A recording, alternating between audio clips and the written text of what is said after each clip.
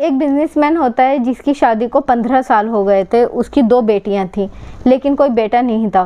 पत्नी बोलती है कि आप डॉक्टर के पास या किसी तांत्रिक के पास चलें, मुझे एक बेटा चाहिए। आप कुछ भी कीजिए और हमारा परिवार पूरा करने के लिए मुझे एक बेटा दे दीजिए। पति बोलता है हाँ ठीक है, लेकिन पति उसकी बातों पर ज़्यादा ध्यान नहीं दे पाता क्योंकि वो अपने काम को, अपने बिजनेस को ज़्यादा प्रायोरिटी देता था। इसलिए वो पत्नी की बातों को नज़रअंदाज कर दिया करता था, जिससे पत्नी बहुत ज़्यादा अपसेट रहा करती थी। एक दिन पत्नी अपने मुँह बोले यानी बनाए हुए भाई के पास जाती है और जाने के बाद बोलती है कि मेरा पति मुझे बेटा नहीं दे पा रहा है, तुम ही मुझे बेटा दे दो। उसके बाद उन लोगों में नज़दीकियाँ हो जाती हैं और वो नज़दीकियाँ इतनी बढ़ती हैं कि वो लोग सोशल मीडिया पर भी एक्टिव हो जाते हैं, रील्स बनाने लगते हैं और उनकी एक रील इतनी ज़्यादा वायरल होती है कि पति के पास आ जाती है और पति वो देखकर एतराज़ करता है पत्नी की रील्स बनाने पर। वो बोलता है कि तुम्हारे भाई के साथ जो संबंध हैं वो अच्छे नहीं लग रहे, तुम उससे मिलना जुलना बंद कर दो और उसके साथ कोई भी रील नहीं बनाओ। ये बात पत्नी को बहुत ज़्यादा बुरी लगती है और यहीं से उनके रिश्ते में कड़वाहट पैदा हो जाती है। इस कड़वाहट का अंजाम ये निकलता है कि इसमें एक कत्ल होता है और जो कातिल मारने आया था उसकी ही गलती से उसका भी कत्ल हो जाता है और काफ़ी सारी ज़िंदगियां तबाह और बर्बाद हो जाती हैं। आदाब, नमस्कार, सत श्री अकाल। मैं हूँ शबनम खान और आपके सामने लेकर आई हूँ जुर्म की एक और नई अनोखी दास्तान। वीडियो में आगे बढ़ने से पहले आपसे रिक्वेस्ट रहेगी, अगर आप चैनल में नए हैं तो प्लीज़ वीडियो को लाइक करके चैनल को सब्सक्राइब कर दीजिए ताकि मेरा हौसला बढ़ सके और मैं आपके सामने ऐसी सच्ची घटनाओं को लेकर आती रहूँ। आज की ये सच्ची घटना है उत्तर प्रदेश का एक ज़िला है मुरादाबाद। मुरादाबाद का ही एक थाना लगता है कटघर। कटघर का एक मोहल्ला है गाड़ी खाना मोहल्ला। इस गाड़ी खाना मोहल्ला में 13-14 जुलाई 2024 रात लगभग 2 बजे की बात है कि एक घर में से चीख पुकार की आवाज़ें आने लगी। एक माँ थी और एक बेटी थी जो चीखें मार रही थी और रो रही थी, जिनकी आवाज़ सुनकर आधी रात में भी पड़ोसी जाग गए और दौड़कर उनके घर की तरफ भागे। जब लोगों ने देखा तो दरवाज़ा खुला हुआ था और माँ बेटी रो रही थी चीखें मार मार कर। लोगों ने उनसे पूछा क्या हुआ, क्यों रो रही हो, तो उन्होंने कमरे की तरफ इशारा किया। जब पड़ोसियों ने कमरे की तरफ जाकर देखा तो उसका पति, जो कि एक बिजनेसमैन था, वो ज़मीन पर पड़ा हुआ था, पूरा खून में लहूलुहान हो रहा था। चारों तरफ फर्श पे खून बिखरा हुआ था। ऐसा लग रहा था उसको बहुत ही बेदर्दी से मारा गया हो, जिसे देखकर पड़ोसी भी बहुत ही ज़्यादा हैरत में पड़ जाते हैं और वो तुरंत सूचना पुलिस को देते हैं। मौका वारदात पर DIG मुनिराज और SSP सत्यपाल जी अपनी पूरी पुलिस टीम के साथ मौका वारदात पर पहुंच जाते हैं। वो जो महिला रो रही थी वो चीखें मार मार कर बेहोश हो जाती है।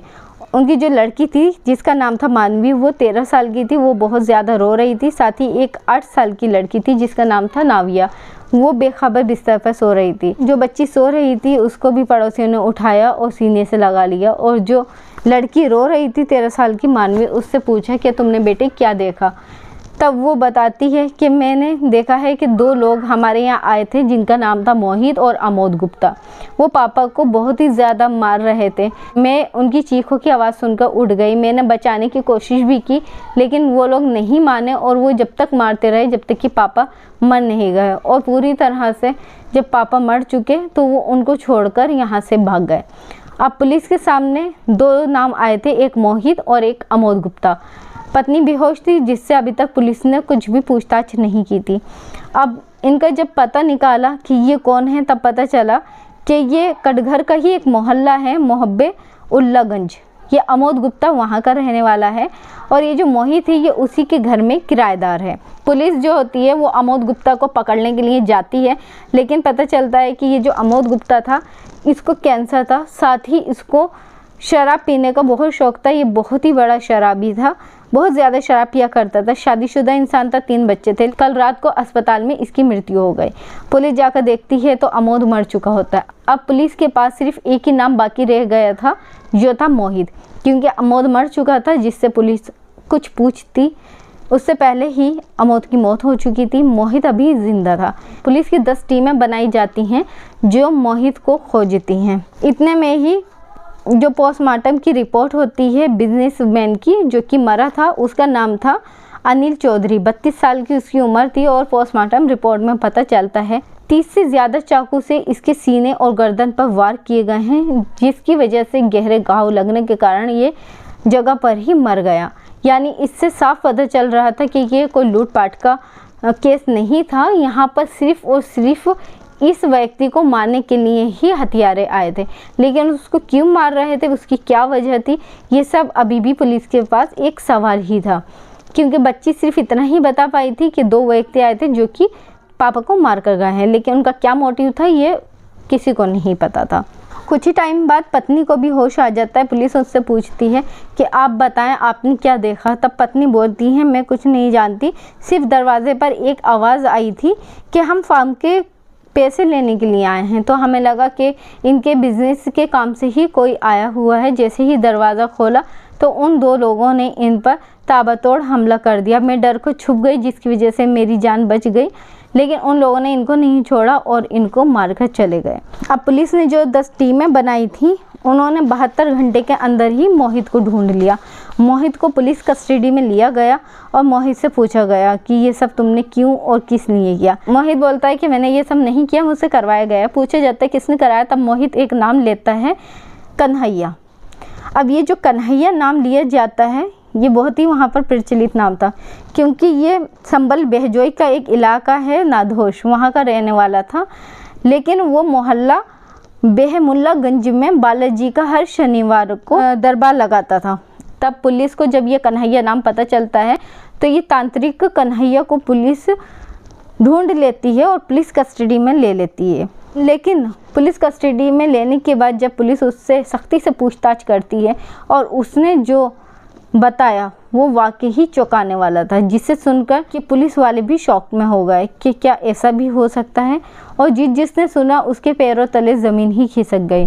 क्या लोग इतना भी गिर सकते हैं। कि ये कहानी लगभग 10 महीने पहले शुरू हुई थी, यानी सितंबर 2023 को। ये जो महिला थी इसका नाम था तनु। तनु की 2 बेटियां थी, लेकिन उसका कोई बेटा नहीं था, जिसकी वजह से उसको हमेशा यही आस रहती थी कि उसको एक बेटा हो जाए जिससे उसका परिवार पूरा हो सके। लेकिन उसका पति इस बात पर ज़्यादा ध्यान नहीं देता था, क्योंकि वो अपने काम में ही ज़्यादातर बिजी रहता था। एक दिन वो बहुत ही ज़्यादा उदास बैठी हुई थी, तभी एक पड़ोस की महिला आती है और आने के बाद पूछती है कि तनु क्या हुआ, तुम इतनी उदास क्यों हो। तनु बताती है कि मुझे एक बेटा चाहिए, लेकिन मेरे पति उस पर ध्यान ही नहीं दे पाते, उनको तो बस अपने काम ही दिखता है। तब वो महिला बोलती है कि तुम परेशान मत हो, हर शनिवार को बेहमुल्लागंज में बालाजी का दरबार लगता है, तुम वहाँ पर जाओ, तुम्हारी जो मुराद है वो ज़रूर पूरी होगी, तुम्हें वहीं से ही बेटा हासिल होगा। उस महिला के कहने पर ये तनु हर शनिवार को बालाजी के दरबार में जाने लगती है। वहीं पर एक तांत्रिक बैठते हैं जो कि दरबार सजाते हैं, उनका नाम है कन्हैया। कन्हैया से ये अपना दुख दर्द शेयर करती है, उससे इसकी नज़दीकियाँ बढ़ जाती हैं। सबसे वो यह कहती थी कि ये मेरा मुँह बोला भाई है। जो तनु की बेटियां थीं वो तांत्रिक को मामा कहती थी, अपने पति को जीजा कहलवाती थी। सबकी नज़रों में ये भाई था, लेकिन तनु उससे इतनी नज़दीकियाँ बढ़ा लेती है कि नाजायज़ संबंध उनमें बन जाते हैं। वो बोलती है कि मेरा पति मुझे बेटा नहीं दे पा रहा है, तुम मुझे बेटा दे दो। और उस तांत्रिक ने भी भरोसा दिलाया कि हाँ वो उसको एक बेटा देगा। जब बालाजी का दरबार समाप्त होता था, लोग अपने अपने घरों में जाते थे, तो ये कन्हैया के साथ चली जाती थी संबंध कायम करने के लिए। बीच बीच में ये तीर्थ स्थल पर भी जाती थी और अपनी बेटियों को भी साथ लेकर जाती थी। लेकिन पता ये चला कि तीर्थ स्थल पर जाने की जगह ये लोग होटल में जाते थे। 2 कमरे लिए जाते थे, जिसमें बेटियों को अलग कमरे में रखा जाता था और ये उस तांत्रिक कन्हैया के साथ अलग कमरे में रहती थी। जब पति घर पर नहीं होता था, बिजनेस के काम से बाहर जाता था, तो ये कन्हैया को घर पर भी बुला लेती थी। जब भी इनको मौका मिलता था ये दोनों आपस में मिलते थे, नाजायज़ संबंध कायम करते थे और अपने प्यार को परवान चढ़ाते थे, क्योंकि कहीं ना कहीं उसको यही लालच था कि मुझे इससे बेटा मिलेगा। और कन्हैया को भी एक अच्छी खासी महिला मिल गई थी, तो वो भी अपने सारे अरमान उसके साथ पूरा कर रहा था। इनका काफ़ी टाइम तक ऐसे संबंध चलते रहते हैं, 10 महीने गुजर जाते हैं। फिर एक दिन महिला को कुछ सूझती है, वो सोचती है कि हम रील बनाते हैं और इंस्टाग्राम पर डालेंगे। सोशल मीडिया के लिए वो दोनों रील बनाने लगते हैं, लेकिन उसमें से एक रील उनकी बहुत ज़्यादा वायरल हो जाती है। इतनी वायरल होती है कि वो पति के पास तक पहुंच जाती है। जब अनिल चौधरी अपनी पत्नी की वीडियो यानी रील कन्हैया के साथ देखता है तो उसको अच्छा नहीं लगता। वो अपनी पत्नी से बोलता है कि तुम्हारे ये जो बनाया हुआ मुँह बोला भाई है, इसके साथ तुम्हारी ये रील्स वायरल हो रही हैं, ये मुझे बिल्कुल पसंद नहीं है। तुम्हारा संबंध ठीक नहीं लग रहा है, तुम उससे दूरियां बनाओ और उससे मिलने की कोई ज़रूरत नहीं है। ये बात सुनकर पत्नी को बहुत ही ज़्यादा बुरा लगता है और वो अपने ही पति के कत्ल की साजिश करने लगती है। वो कन्हैया से बोलती है कि मेरे पति ने बहुत ज़्यादा संपत्ति इकट्ठी कर ली है, करोड़ों रुपए की संपत्ति है जो कि उसके मरने के बाद मेरी हो जाएगी। तुम एक काम करो, मेरे पति को रास्ते से हटा दो। बेटा तुम मुझे दे ही दोगे, प्रॉपर्टी ऑटोमेटिकली मेरे नाम आ जाएगी, इसके मरते ही हम दोनों साथ में रहेंगे और ऐश करेंगे। कन्हैया को भी लालच हो जाता है कि औरत और दौलत दोनों ही साथ मिल रही हैं, इससे अच्छा क्या हो सकता है। वो बोलता है कि ठीक है। उसकी नज़र में दो लोग होते हैं, एक होता है आमोद जिसके घर में कन्हैया बालाजी का दरबार लगाया करता था, दूसरा उसका चेला मोहित। इन दोनों से बोलता है कि तुम्हें इस व्यक्ति को इस टाइम पर मारना है। उसको सारी प्लानिंग समझा दी जाती है क्योंकि इन लोगों ने पहले ही प्लानिंग कर ली थी कब कैसे क्या करना है। जो कि महिला तनु होती है वो दरवाज़ा अपने घर का खुला रखती है जिससे आसानी से ये लोग घर में दाखिल हो जाते हैं। साथ ही तनु ने रात के खाने में अपने पति को नशे की गोलियां मिलाकर दी थी ताकि वो सोता रहे और जब उसको मारा जाए तो वो विरोध नहीं कर सके। जब ये दोनों कातिल घर में घुसे तो पति बेड पर सोया हुआ था, जिसको देखकर इन लोगों ने चाकू से उस पर ताबड़तोड़ वार करने शुरू कर दी क्योंकि उनका मकसद यही था कि उसको जिंदा नहीं छोड़ना, क्योंकि कन्हैया के आदेश थे किसी भी हालत में वो बचना नहीं चाहिए। 30 से ज़्यादा वार करते हैं जिससे वो मर जाता है। चीखों की आवाज़ें जब पिता की सुनती है तो जो 13 साल की बेटी होती है वो भी दौड़ती हुई आती है। अपने बाप को बचाने के लिए वो कोशिश करती है। इससे छीना झपटी में आमोद का जो चाकू होता है वो उसकी ही अपनी कलाई में लग जाता है जिससे खून बहुत ज़्यादा बहने लगता है। उसके पूरे फर्श में खून खून हो जाता है।